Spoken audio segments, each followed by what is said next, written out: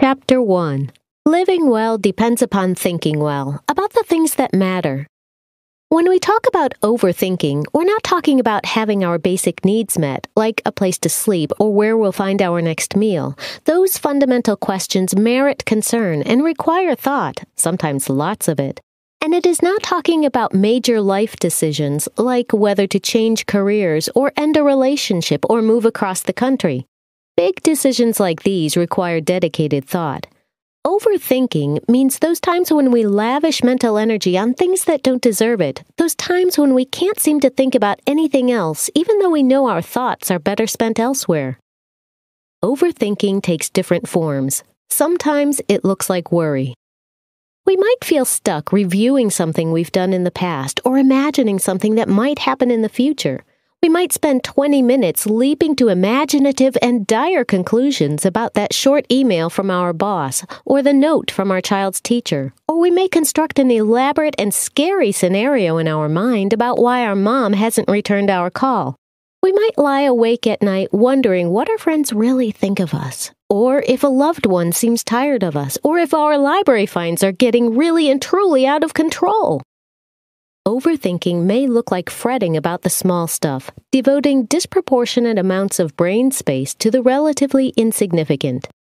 We might catch ourselves in the middle of a long train of thought about whether we should exchange that new pair of jeans for the next size up, or why the washing machine water doesn't seem as hot as it used to and what we should do about it. Whether the concern elbowing into our thoughts is big or small, we recognize the common thread. These thoughts are repetitive, unhealthy, and unhelpful. Our brains are hard at work, but accomplishing nothing. It is exhausting and makes us feel crappy.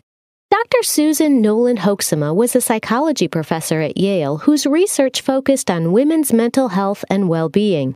Her studies over a 20-year period showed that overthinking makes life harder, hurts our relationships, and may contribute to mental disorders like depression, severe anxiety, and alcohol abuse.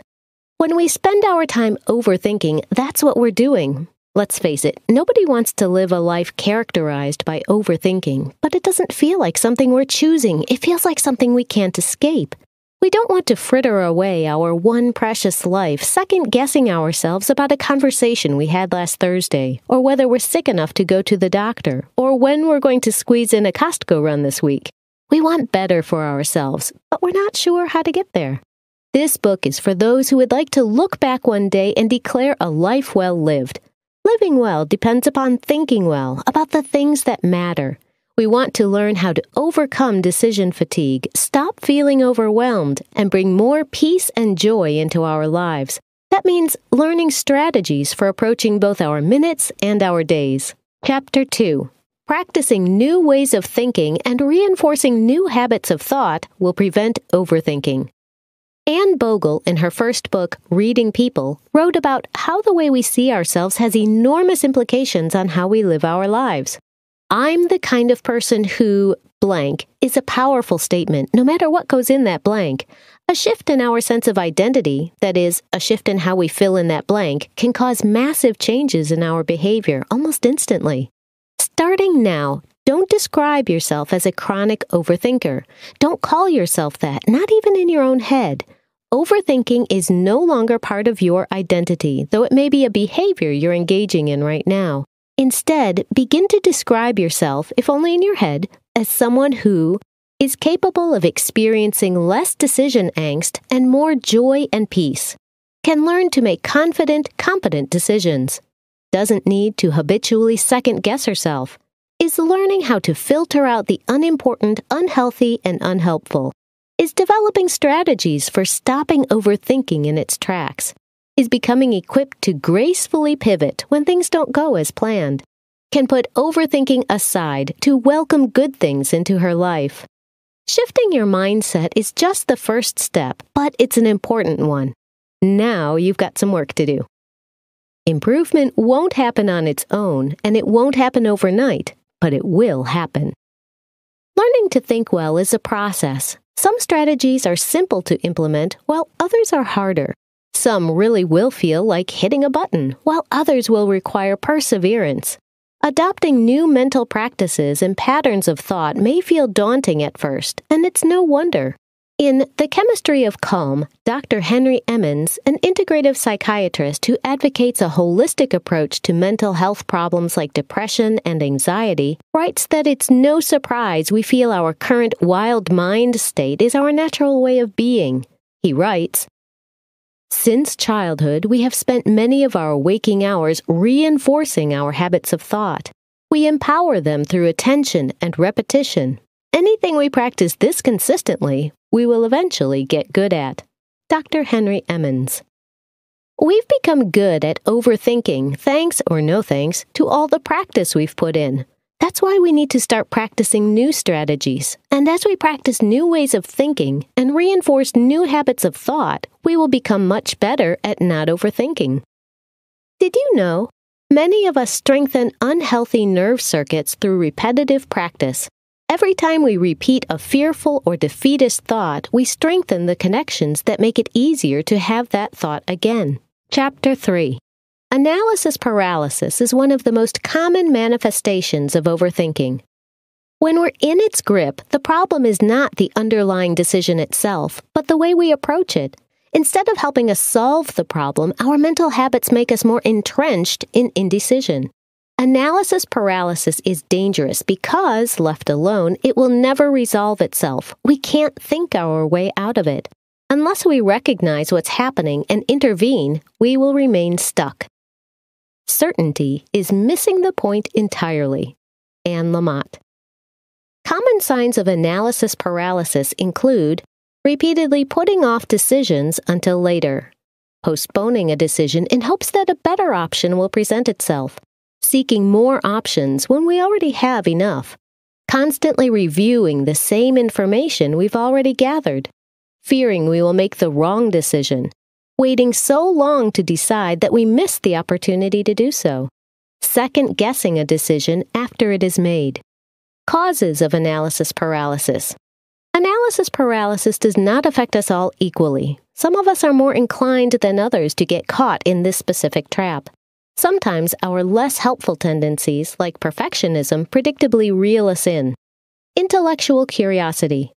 When seeking a solution, highly intelligent people may see whole landscapes of possibilities that others don't see, which may inadvertently lead them to make simple decisions needlessly complex. These positive traits have an unintended consequence. They make us prone to analysis paralysis because they prod us to search for additional options, whether or not we need them. Information overload. When we're making a decision, more information can be a good thing. The problem is not the impulse to gather information, but the degree to which we follow it. Gathering data and examining options are beneficial, but at a certain point, that hunt for information not only has diminishing returns, but becomes actively unhelpful. Before long, we're trapped by our own thoughts, believing that if only we can find a new data point, identify the needed resource, or think a little harder about the issue, the answer will become clear. Information is good until it's bad. Perfectionism. Perfectionism may manifest itself as any of the following: regular procrastination, a need to find the right answer before moving forward, all or nothing thinking, struggles with completing a project because there's always more we could do, a critical eye that homes in on imperfections, frequently second-guessing past decisions. Antidotes to analysis paralysis. We get in trouble when we act as though the ideal answers to our questions are out there somewhere. We may believe that when we finally discover the right answer, it will seem obvious, and so we stew and stew without arriving at a resolution, our overthinking manifesting as worry, doubt, and stagnation. We can't keep searching for perfect solutions, interesting as the pursuit may be, because perfect solutions don't exist. Get moving. To extricate yourself from analysis paralysis, you don't need more information. You need to act. This does not mean something big and bold, although that's certainly called for at times. Even taking a baby step forward can shift your momentum and get you unstuck. Kick perfectionism to the curb. Perfectionism makes us critical, uptight, and generally not fun to be around. Plus, we're more likely to overthink when we're in a bad mood. There's no need to be so hard on ourselves because it doesn't have to be perfect to be good. Did you know Second guessing takes a tremendous amount of time and energy, adds considerably to our stress loads, and limits our capacity to make wise decisions in the future. Chapter 4. Needing to choose between two good options can lead to overthinking. Take action in order to move forward. We all want to make good decisions in life. We may automatically slow down when facing a big decision because we want to make sure we're taking it seriously. Purposeful waiting has a place. There are times for slow and methodical decisions. If you're contemplating how to deal with a difficult family member, whether you should go back to school, or if you can afford to buy a house, time may be exactly what you need. At a certain point, waiting time becomes wasted time. We think moving slowly will help us, but we can spend so much time considering our options that we get stuck in analysis paralysis. We need to remember that important doesn't necessarily require slow every step of the way. There comes a time when a decision doesn't need any more thought, and past this point, we're overthinking it. We don't need to keep pondering, we need to speed up. That is, make a decision and take some action. Sometimes it's easy to differentiate between purposeful pondering and overthinking. Other times, it takes a while to recognize what's going on. But with practice, you'll get better at recognizing when slowing down is a hindrance instead of a help and learn what to do about it. Here are some signals that it's time to move on. When making a decision between two good choices. Deciding between two good options sounds like a great position to be in, but it's surprisingly tough because there may be no right answer and no clear way to decide. Our instinct may be to slow down until the right answer becomes obvious, but we do so at our peril. If we're not careful, we can plunge straight into analysis paralysis. When we're facing two good options, we don't need more time. We need to move on. When you know what to do, but you are dragging your feet. Whether the issue is big or small, if we don't like the answer, we may be tempted to keep searching for a better one, even if a better answer isn't going to arrive. We may not like the answer because we're feeling lazy, or it's not perfect, or we're worried about looking dumb. That doesn't mean it's not the right one. And once we have that answer, we still need to follow through. When we put off doing something we don't want to do, we keep the unpleasant thing right in front of us for much longer than we need to. As long as we're contemplating the issue, we're dwelling on the negative.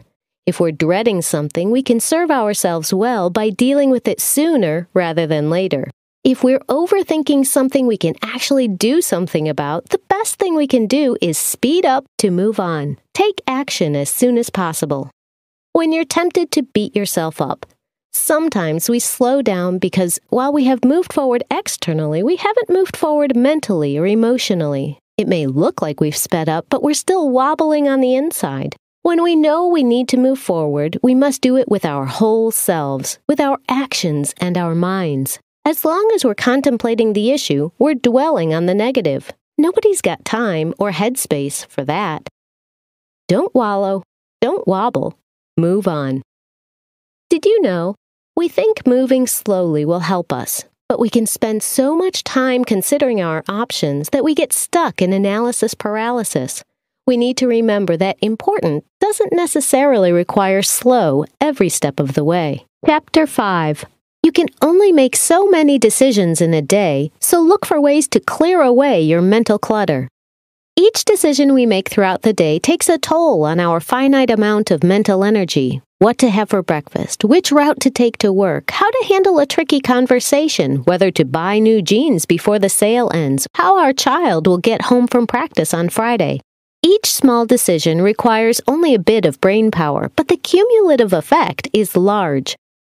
The more choices we encounter, the more likely we are to succumb to decision fatigue. This is the state where we become exhausted from making decision after decision. Our ability to choose breaks down. Unless we are on guard, we may not consciously notice decision fatigue creeping in. When we're physically tired, we know it. We can tell when we're short on sleep or worn out from a hard workout because we feel it in our bodies. But decision fatigue is sneaky. Instead of feeling specifically tired in a certain way, we feel overwhelmed. To avoid decision fatigue, it helps to think of our mental energy as we would a budget, or more aptly, a per diem. We can't make decision after decision without paying a price. The more decisions we make in a day, the worse the quality of our decisions will be over time. Our mental capacity to tackle them erodes and we start to overthink. Conversely, the more decisions we eliminate, the longer we'll retain our decision-making capacity throughout the day. Strategies to streamline decisions. Let's explore some specific strategies you can establish to limit your options and streamline recurring decisions. Eat the same thing. It's remarkable how many decisions we face every day about food. Food and mealtimes play a huge role in our rhythms of life, so when we streamline these things, we save big. Adopt a signature dish. This is a reliable recipe you're always prepared to make for friends. That way, you don't have to spend your mental energy deciding what to serve, and you don't have to worry about choosing or executing a new recipe when guests come over. Instead, you can fall into your regular routine, at least as far as the food is concerned, and focus on your friends. Limit yourself to one time. If you find yourself constantly thinking about how to fit something into your schedule or when to fit it in, limiting your options by establishing a set time can help. Committing to a set time is hard for some people, but once that time is set, you don't have to think about it anymore. Limit technology creep. We can't talk about limiting our options without talking about smartly managing our relationship with technology, because if we're not careful, our handy little devices can take over our lives, even if that's exactly what we don't want. And every time they do, we will need to decide to say yes or no. Limit those constant recurring decisions by setting smart guidelines now. Are you constantly asking yourself if now would be a good time to pull out your device? Consider implementing device-free zones in your life, a physical space, and/or a set time when you put your device away. Did you know? Our digital devices can do us a world of good, but they can also encourage decision fatigue. Be smart about how you engage, lest your device become the boss of you instead of the other way around. Chapter 6. When things beyond our control inevitably happen, we have to change course, and we have to do it fast. Some of us seek opportunities to be spontaneous and go off script, while others have a plan for every minute of their day. But whether we're go with the flow by nature or prefer a carefully crafted routine, life can force us to improvise. Things beyond our control inevitably happen. The sitter cancels, the rain necessitates a change of plans, the power goes out, and we have to pivot in the moment, making the best of the situation. We have to change course, and we have to do it fast. Why not seize the pleasure at once? How often is happiness destroyed by preparation, foolish preparation? Jane Austen. These moments when things go sideways often feel like something we have to survive. Any kind of time-sensitive situation where we have to make a choice right now is ripe for overthinking and decision paralysis. We can't prepare for every situation, but we can plan for things going awry, as they certainly will. An unexpected turn of events may throw us into momentary disarray, but if we can push through the messy middle of renegotiating our decisions in a hurry, we may find joy on the other side. The trick is knowing how to get there. Just pick something. When it comes to overthinking, any opportunity for decision-making is fraught with peril, especially when time is of the essence. Even choosing between good options is tough, and the added time pressure raises the stakes. It's easy to feel overwhelmed in the moment and to choose poorly because of it. When it's clear a decision is needed to move forward, the worst thing we can do is not act. Making a choice, any choice, is better than staying stuck debating our options, letting the moment pass us by. Just pick something, anything. It's better than doing nothing. And besides, things that don't unfold according to plan often make the best memories. Lean in, expecting good things. Our perspective impacts how well we deal with the situation at hand. When we perceive the stakes to be high, we're more likely to freeze, especially if we're prone to perfectionism. When spontaneity strikes, it's helpful to purposefully adopt a low-stakes mindset. Instead of striving to choose the ideal option, we can aim to choose a good one, reminding ourselves that the best memories often start with something going wrong. And then, instead of resisting the change of plans, we can lean in, expecting good things. As a bonus, this lowers our anxiety, which makes it easier to decide. Build a margin for the unexpected. When we're operating at 100% capacity, we're unable to deviate from our plans. We don't have the margin. But by making space in our schedules, that is, by not maintaining lives and calendars that are jammed to capacity, we are better able to improvise. One of the ways to do this is by planning to meet deadlines early, knowing full well that things may go wrong and schedules may get disrupted. When we're prepared, we're available to seize opportunities as they present themselves, whether they are thrust upon us or we invite them in. Did you know, when faced with an unexpected moment of decision, it's easy to freeze. But to get to the other side where the good stuff is, you have to enter into the messy middle of uncertainty and decision. The joy is at the end, and the only way out is through. Conclusion. When we don't recognize our overthinking behavior for what it is, it's impossible to get over it. And as long as we rely on decision-making styles that encourage overthinking, we're going to spend a lot of time overthinking. But once we see what's really going on, we can begin to change. It will feel like a battle at first, especially if we've been analyzing things to death our whole lives, but with time, it will begin to feel like a habit. Try this. Describe yourself differently. The way we see ourselves has enormous implications for how we live our lives. Stop describing yourself as a chronic overthinker, rather as someone who is capable of experiencing less decision angst and more joy and peace, can learn to make confident, competent decisions, doesn't need to habitually second-guess herself, is learning how to filter out the unimportant, unhealthy, and unhelpful, is developing strategies for stopping overthinking in its tracks, is becoming equipped to gracefully pivot when things don't go as planned, can put overthinking aside to welcome good things into her life.